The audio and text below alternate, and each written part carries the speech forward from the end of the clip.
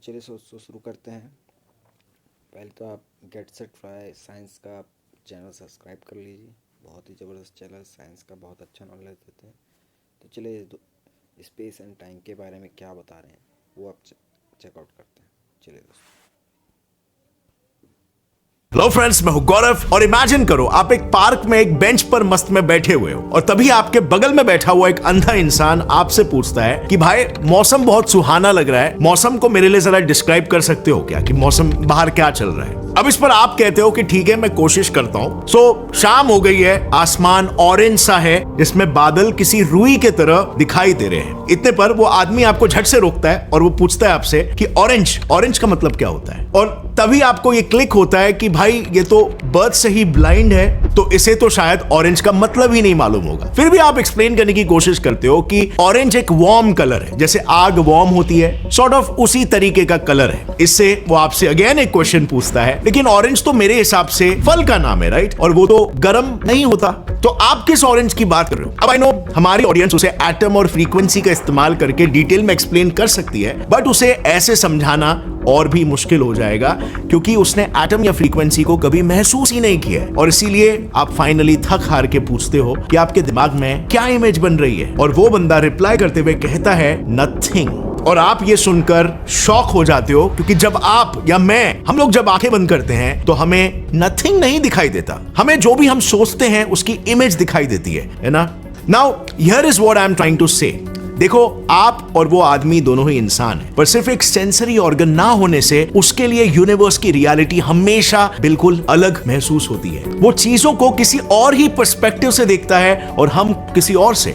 In short, reality subjective है और ये आप लोग भी जानते हो, बट जस्ट सिर्फ एक सेंस के ना होने से, एक इंद्रिय के ना होने से इतनी डिफरेंट हो सकती है। और यही सेम चीज होती है स्पेस एंड टाइम के परसेप्शन में भी, यानी स्पेस का कॉन्सेप्ट हर एक के लिए अलग है। और इस पर डू यू नो हजारों सालों से अनसेटल्ड डिबेट चल रहा है कि इसके एक तरफ एब्सोल्यूटिज्म है, जो फिलॉसफी ये कहती है कि स्पेस एंड टाइम फिक्स्ड है, और दूसरे तरफ है रिलेशनलिज्म जो ये कहती है कि space and time person to person differ करता है। सो अब फ्रेंड्स आता है इंटरेस्टिंग सवाल कि इन दोनों भी पर्सपेक्टिव्स, इन दोनों भी फिलॉसफीज में से कौन सी फिलॉसफी प्रैक्टिकल है, रियलिस्टिक है और जो संसार के एंटायर पिक्चर में प्रॉपर्ली फिट बैठती है। वेल, आपके पास इसका जवाब अगर है तो नीचे कमेंट्स में लिख दो, और अगर नहीं है let's investigate. So well guys, scenario कुछ ऐसा है ना कि फिलोसॉफिकल और साइंटिफिक कम्युनिटी पहले से ही दो पार्ट्स में डिवाइडेड थी। एब्सोल्यूटिज्म के सपोर्टर्स का यह कहना था कि यूनिवर्स का हर एक object including space and time real है और सबके लिए एक समान है। मिसाल के तौर पर कलर्स, हमें कलर एक समान ही दिखते हैं। मतलब अगर फॉर एग्जाम्पल मुझे ये कलर अगर ब्लू दिख रहा है तो आपको भी ये कलर ब्लू ही दिखेगा।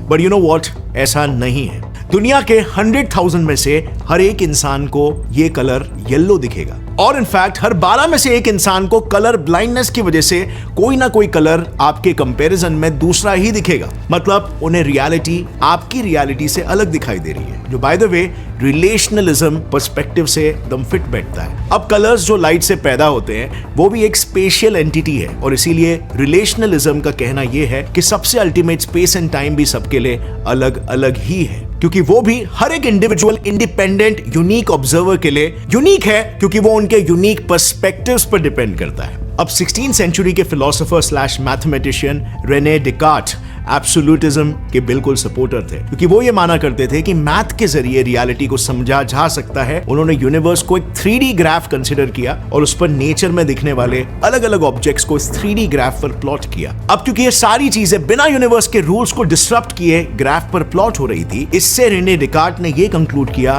कि यूनिवर्स और उसके अंदर मौजूद स्पेस दोनों ही एब्सोल्यूट है। और इससे जाकर एब्सोल्यूटिज्म ये बिलीफ लाइमलाइट में आ गई। इस बिलीफ को और भी ज्यादा फॉरवर्ड पुश तब मिला जब न्यूटन ने डेकार्ट के कोऑर्डिनेट्स को यूज करके अपने लॉज ऑफ मोशन की थियरी को डिराइव किया और प्रूफ कर दिया कि स्पेस के साथ साथ टाइम भी एब्सोल्यूट है। दरअसल न्यूटन का यह कहना था कि 3D स्पेस में मौजूद जितने भी ऑब्जेक्ट्स है वो भले ही किस भी डायरेक्शन में मूव करते हो, टाइम उनके हिसाब से मूव नहीं करता।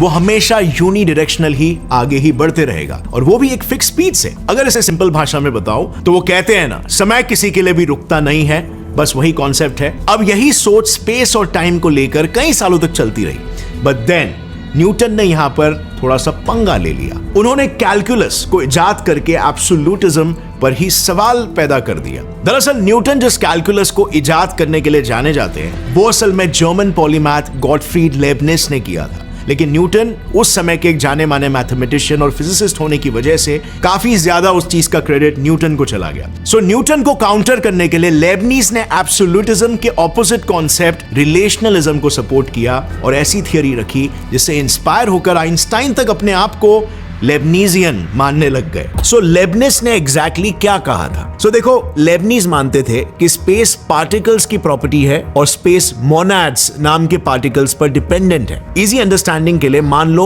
ये कुछ पार्टिकल्स है। न्यूटन का कहना था कि ये पार्टिकल्स स्पेस में पड़े हैं और इनका पोजीशन स्पेस में एक ओरिजिन और रेफरेंस एक्सिस बनाकर बताया जा सकता है। लेकिन वहीं पर लेबनीज का पर्सपेक्टिव ये था कि इन पार्टिकल्स के पास कुछ प्रॉपर्टीज है, लाइक पॉजिटिव और नेगेटिव चार्जेस, जिससे वो एक दूसरे को अट्रैक्ट या रिपेल करके एक दूसरे की पोजीशन डिसाइड कर रहे हैं। अब अगर इसे देखें तो ऐसा लगेगा कि ये पार्टिकल्स स्पेस में ही एग्जिस्ट कर रहे हैं, लेकिन एक्चुअल में ये पार्टिकल्स एक दूसरे के साथ इंटरैक्ट कर रहे हैं और इसीलिए स्पेस एग्जिस्ट कर रहा है। लेकिन इस आइडिया को भी किसी ने सपोर्ट नहीं। दोस्तों, तो आगे बढ़ने से पहले एक बार मैं कहना चाहता हूँ कि आप गेट्स अप्लाई साइंस को प्लीज़ जाके एक बार चेकआउट करें। बहुत ही अच्छा चैनल है। साइंस के बारे में बहुत ही अच्छा डिटेल से पूरा इनका वीडियो रहता है। प्लीज़ एक बार जाके इनका यूट्यूब चैनल आप चेक कर सकते हैं। गौरव ठाकुर नाम है इनका। गेट सेट फ्लाई साइंस ये नाम है चैनल का। यहाँ लिखा आपको ऊपर दिख भी जाएगा और मैं आपको क्रेडिट में भी इनको मैं दूंगा तो उसमें भी मिल जाएगा उनका चैनल का डिटेल। तो चलिए शुरू करते हैं। किया क्योंकि 19th सेंचुरी में इलेक्ट्रोमैग्नेटिक वेव्स डिस्कवर हुए जो कि इलेक्ट्रिक और मैग्नेटिक फील्ड का कॉम्बिनेशन है। अब क्योंकि ये फील्ड्स ऑब्वियसली किसी चीज किसी मीडियम के थ्रू ट्रैवल करेगी लाइक स्पेस, सो कुछ वक्त के लिए रिलेशनलिज्म का ये कॉन्सेप्ट फिर से बैकफुट पर चला गया। एंड अगेन न्यूटन की थियरी पर लॉन्ग बिलीव करने वाले लोग कि स्पेस एग्जिस्ट करता है वापस से इस कॉन्सेप्ट पे बिलीव करने लग गए without the need of any particle. पर अगले ही सेंचुरी के शुरुआत में आइंस्टाइन ने फिर से यहां पर पासा पलट दिया। 20th सेंचुरी के आते ही एल्बर्ट आइंस्टाइन ने यह प्रूव किया कि स्पेस टाइम एक सिंगल एंटिटी है जो एक दूसरे के बिना एग्जिस्ट ही नहीं कर सकती। अब जैसे कि हम ये जानते हैं, अगर हम स्पेस में मूव करेंगे तो टाइम स्लो होगा और साथ ही स्पेस भी वॉर्प होगा, और यही थी एल्बर्ट आइंस्टाइन की theory of relativity. In short, Einstein ने यह प्रूव कर दिया कि स्पेस टाइम एक दूसरे के लिए रिलेटिव है और अलग अलग लोगों के लिए अलग है। अब इससे अगेन रिलेशनलिज्म की पकड़ वापस से बनने लग गई और न्यूटन के एब्सोल्यूट स्पेस टाइम का फंडा टूटते हुए दिखने लग गया। लेकिन आइंस्टाइन ने अपनी थियरी ऑफ रिलेटिविटी में एक कॉन्सेप्ट को यूज किया था जो था ग्रेविटेशनल फील्ड का कॉन्सेप्ट। और जैसे कि हमने पहले भी जाना कि फील्ड के एग्जिस्ट करने के लिए एक मीडियम यानी कि स्पेस का एग्जिस्ट करना जरूरी था, और इसीलिए आइंस्टाइन की रिलेटिविटी ने एब्सोल्यूटिज्म और रिलेशनलिज्म के एकदम बीच में लैंड किया। यानी अभी भी सवाल ये था कि स्पेस और टाइम रियल है या अनरियल। अब आई नो आप ये सोचोगे कि जब space time expert final verdict नहीं दे पा रहा तो कौन सी फिलॉसफी करेक्ट है ये कैसे पता चलेगा? वेल, यहां पर एंट्री होती है द इमर्जेंस थियरी की। बेसिकली एक ऐसी थियरी है जो प्रूफ करती है कि पास्ट और फ्यूचर दोनों एक साथ एग्जिस्ट करता है, क्योंकि रिसेंटली लॉस एंजलिस के कुछ साइंटिस्टों ने जब इस थियरी को इस क्रिस्टल के माध्यम से समझा तब उन्हें यह पता चला कि रियलिटी या स्पेस टाइम बस हमारे दिमाग की उपज है। And wait, let me explain. Basically crystals एक पैटर्न होते हैं जो कंटिन्यूअसली एक सेल के रिपीट होने से बनते हैं। अब यहां पर देखो, ये है एक क्रिस्टल लैटिस का मॉडल जो दिखने में सिमेट्रिक है, लेकिन इसके 2D शैडो पर अगर ध्यान दे तो वो एसिमेट्रिकल है। इसी एसिमेट्रिकल पैटर्न को क्वाजी क्रिस्टल कहते हैं, और इमर्जेंस थियरी का भी यही मानना है कि हमारा यूनिवर्स भी इस 8 डिमेंशनल क्रिस्टल का 3D प्रोजेक्शन है, जिसका बेसिक यूनिट सेल एक टेट्राहेड्रॉन है, और इस टेट्राहेड्रॉन के एक साइड का लेंथ प्लैंक लेंथ जितना है, जो कि हमारे स्टैंडर्ड मॉडल के पार्टिकल से भी 10⁻16 टाइम्स छोटा है। इस टेट्राहेड्रॉन के अलग अलग पैटर्न में अरेंज होने से फंडामेंटल पार्टिकल्स बने हैं और फिर पूरा यूनिवर्स। पर फ्रेंड्स, सवाल ये है कि इनके इस अलग अलग अरेंजमेंट की आखिर वजह क्या है? Well, you won't believe the answer is our consciousness. क्योंकि देखो ये पूरा वर्ल्ड और इसे बनाने वाले ये टेट्राहेड्रॉन्स भी महज इंफॉर्मेशन है, और इंफॉर्मेशन का बेसिक डेफिनेशन है वो कोई भी चीज जिसका कुछ मीनिंग हो और वो हमें सिमुलेट कर सके। अब ऐसे में मीनिंग्स को अगर समझे तो वो नेचर का कोई भी सिंबल या पैटर्न हो सकता है, जिसे समझने के लिए हम एक सिंबल या पैटर्न को दूसरे से कंपेयर करते हैं। फॉर एग्जाम्पल, बताओ ये क्या है? वेल, व्हाई क्यों नहीं? क्योंकि आपके ब्रेन ने सबकॉन्शियसली कंपेयर किया कि यहाँ ये लाइन नहीं है। अब इसी तरह के कंपैरिजन के लिए चॉइस चाहिए जो सिर्फ कॉन्शियसनेस से ही आती है। कॉन्शियसनेस एक एक्टिव प्रोसेस है और एक पैसिव प्रोसेस नहीं। मतलब रियलिटी बस हमारे कॉन्शियसनेस से ही जन्म लेती है। और इमर्जेंस थियरी के साइंटिस्ट कोई हवा में ये बात नहीं कर रहे, क्योंकि इमर्जेंस थियरी सारे मेन स्ट्रीम फिजिक्स के सिद्धांतों को ध्यान में रखकर डेवलप की गई है। और ये साइंटिस्ट क्वांटम मैकेनिक्स के एक्सपेरिमेंट्स के बेसिस पर बोल रहे हैं, जिसे 2022 में by the way Nobel prize भी मिला था।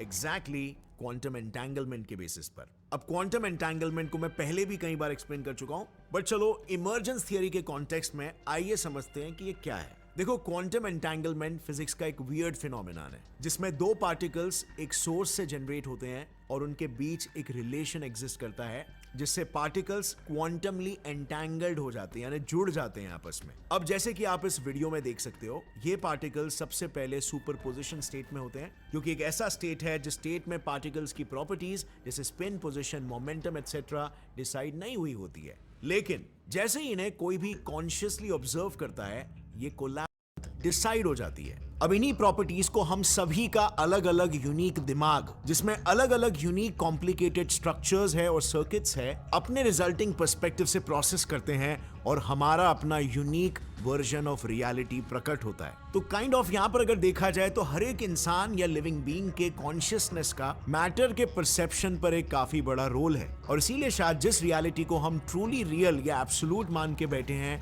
वो एब्सोल्यूट नहीं बल्कि रिलेशनल है।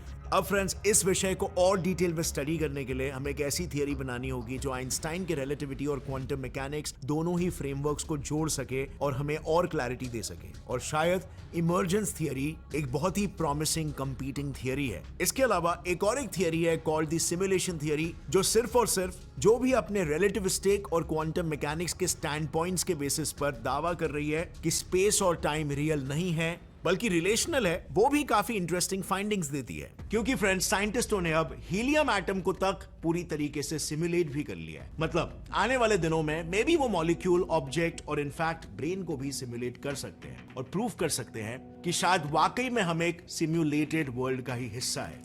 वेल फ्रेंड्स, इस टॉपिक पर मैंने डिटेल में एक वीडियो बनाया है जो बहुत ही इंटरेस्टिंग है, आपको बहुत कुछ नया सीखने मिलेगा। यहां पर क्लिक करके आप उसे चेकआउट कर सकते हो। और अगर इस वीडियो को देखकर आपको कुछ भी नया सीखने मिला, एक लाइक जरूर ठोकना। Gets it fly science channel को सब्सक्राइब कर लो और बेल नोटिफिकेशन दबाओ, ताकि आगे आने वाली ऐसी इंटरेस्टिंग और